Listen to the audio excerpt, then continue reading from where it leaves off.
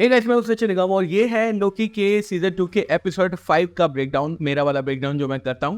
कल मैं नहीं कर पाया because I was really busy, तो अभी सुबह सुबह मैं रिकॉर्ड कर रहा हूं इस वीडियो को और फटाफट से बात करते हैं इस एपिसोड के बारे में। देखो, शुरुआत के अंदर ना हमें वही से दिखाया जाता है जहां पर लोग फटा था और आप देख सकते हैं कि यहाँ पे लोकी बचा है और सारे के सारे जो बंदे थे केसी B15 ये सब गायब हो चुके हैं। तो पहला सवाल तो अभी आ जाता है कि लोकी को कुछ क्यों नहीं हुआ और जैसे सारे के सारे बंदे जो है वो गायब हो गए, वो बंदे कहाँ गए? तो इसका सिंपल सा जवाब ये है कि मुझे ऐसा लगता है कि टीवी की प्रोग्रामिंग के अंदर एक कोड डाला गया था जिसमें एक आ गया था कि अगर टीवी को कभी भी कुछ होता है तो जितने भी वेरिएंट है जिनको लाया गया है टीवी को संभालने के लिए, उन सबको उनकी टाइमलाइन के अंदर वापस भेजा जाएगा। हाँ, वो एक ब्रांच टाइमलाइन बन जाएगी ऑब्वियसली, जो कि हम आगे एपिसोड में भी देखेंगे। लेकिन जो टीवी का क्रिएटर होगा उसके हाथ में ही सारी की सारी चीजें होंगी।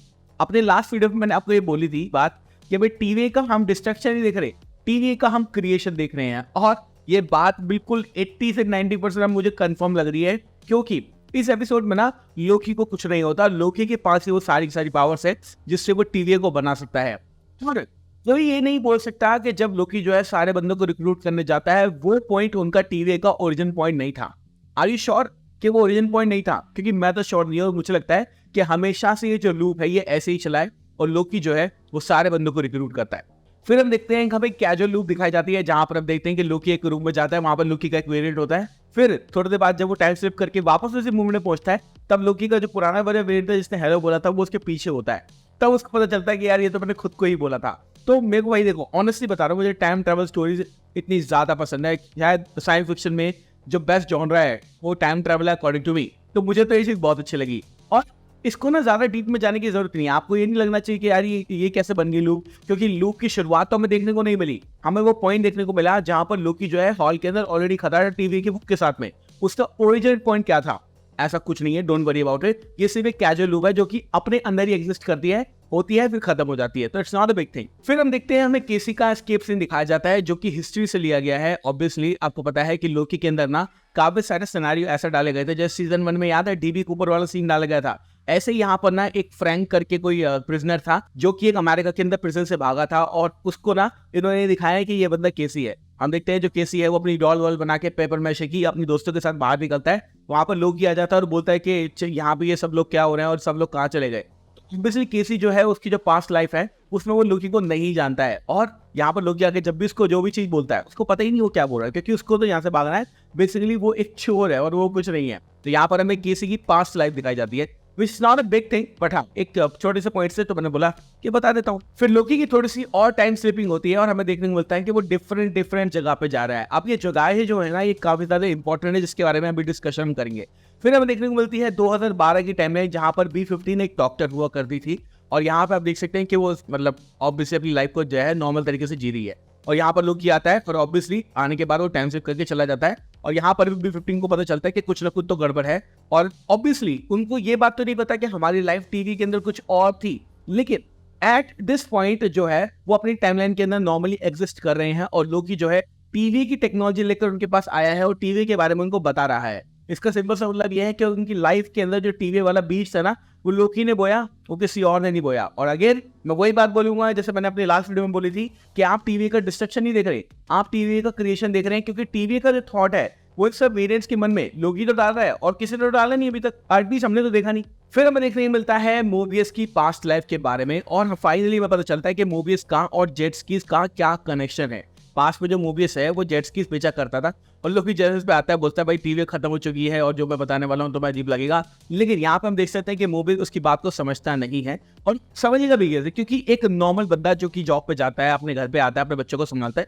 उसकी लाइफ में इन सब का कोई मतलब ही नहीं है। लेकिन लोकी उसको समझाता है कि मैं तुम्हें किसी भी टाइम में ले जा सकता हूँ, किसी भी पॉइंट में ले जा सकता हूँ। और वो जब टीवी के टाइम पैड का इस्तेमाल करके मोबियस को उसकी पास्ट लाइफ दिखाता है जो कि कन्वर्सेशन अभी हुई है, तो मूवी से बात समझ जाता है कि हाँ भाई कहीं ना कुछ गड़बड़ है और अपने बच्चों के लिए वो हमारे लोकी के साथ हो जाता है। और सबसे ज्यादा जो क्रूशियल बंदा है इसके अंदर वो है हमारा ओबी। अब देखते हैं हम कि ओबी जो है ना वो हमेशा से एक राइटर था और वो साइंस तरह की जो चीजें हैं, एक्सपेरिमेंट वगैरह ऑलरेडी कर रहा था। और लोकी यहाँ पे आता है, बोलता है कि जो मैं बताने वाला हूँ बहुत गड़बड़ है, तो मैं शायद समझ में रहा है। वो कहता है हाँ भाई मुझे समझ में क्यों नहीं आएगा, मैं ऑलरेडी साइंस फिक्शन लिखता हूँ। यहाँ पर जो हमारा ओबी है ना वो एक, आप इस बात को समझो कि सारे के सारे एपिसोड्स के अंदर ना जितने भी वेरिएंट है उनके जो मेमोरीज है उनको तो वाइप कर दिया, लेकिन इनकी जो पर्सनालिटी ट्रेट्स है उनको वाइप नहीं कर पाए वो। फॉर एग्जाम्पल ओबी जो है वो अभी भी बुक्स लिखता है और अभी भी साइंस के अंदर है। साथ साथ अगर मूवीज की बात करें तो मूवीज की मेमोरी तो गायब थी, लेकिन फिर भी वो जेट स्की से प्यार करता था। साथ साथ अगर केसी की बात करें तो केसी ने अपने डेस्क के अंदर बहुत सारी चीजें जमा कर रखी थी जो कि उसका पर्सनैलिटी ट्रेट है। ऑब्वियसली वो एक चोर है तो वो चीजों को जमा करता है, जो कि इस एपिसोड में भी आपको देखने को मिलता है।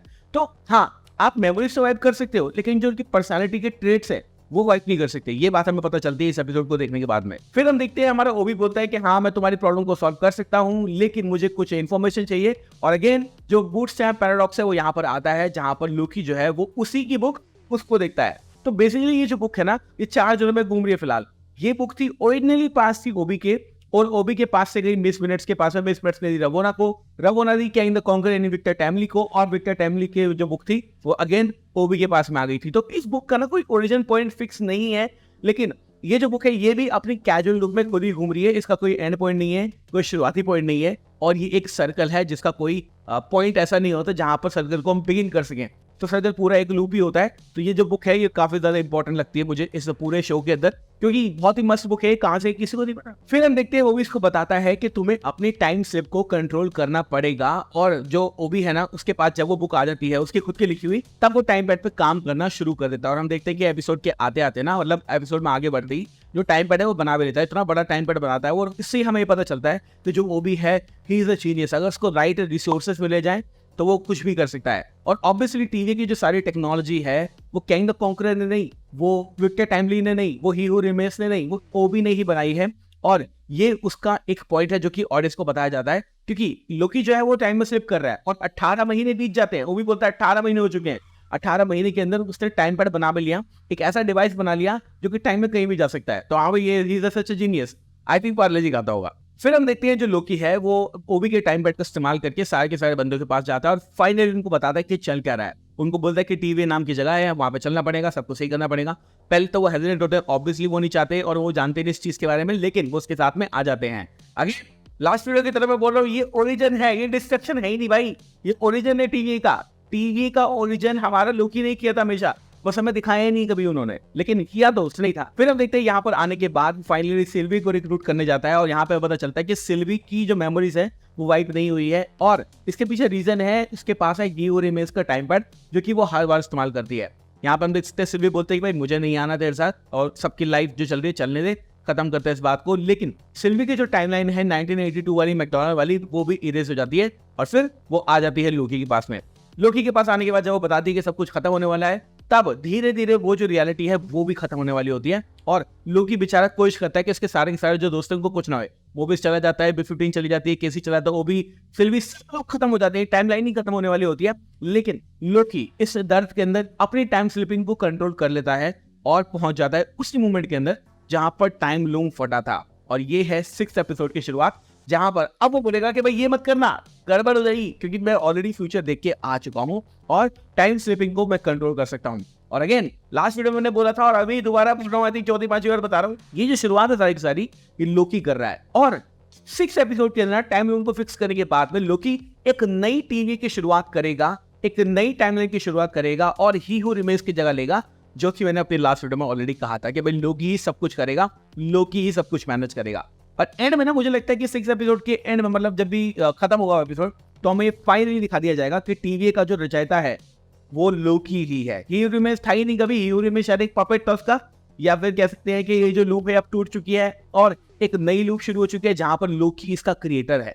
इसके बारे में बात करेंगे अब आने वाली अगली वीडियो के अंदर, क्योंकि मैं एक थ्योरी वीडियो लाने वाला हूं जहां पर मैं आपको बताऊंगा कि सीजन 2 जो है और एपिसोड 6 जो है वो एंड कैसे होगा, फ्यूचर में क्या होगा, क्योंकि टीवी अगर लोकी संभालेगा तो बहुत कुछ हो सकता है, पॉसिबिलिटीज बहुत ज्यादा है। Thank you so much for watching this video. मैं हूं सचिन निगम, मिलूंगा आपसे अगली वीडियो के अंदर। अगली वीडियो होने वाली है मेरी एको के ट्रेलर का ब्रेकडाउन। रात को निकाल दे, मैं ऑलरेडी बिजी था, ऑलरेडी बिहाइंड चल रहा हूं। अब फटाफट से एको के ट्रेलर का ब्रेकडाउन करते हैं, बहुत डिटेल्स है उसके अंदर, बहुत मस्त है वो भी, मुझे बहुत अच्छा लगा। फटाफट से क्या बात करते हैं। Again thank you so much for watching this video. मैं हूं सचिन निगम, मिलूंगा आपसे अगली वीडियो के अंदर। Bye guys, love you all and have a great amazing day.